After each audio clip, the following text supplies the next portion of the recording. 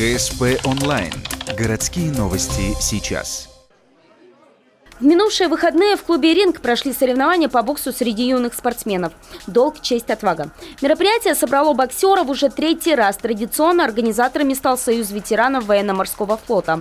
В этом году на соревнования было заявлено 102 участника до 17 лет. Это ухтинцы, которые занимаются как в городе, так и в поселках Водный и Ярига, а также соседи из Сосногорска и гости из Печоры.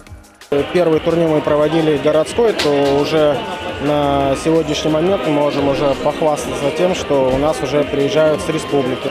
Хочу отметить, что с каждым турниром у нас больше уже участников становится.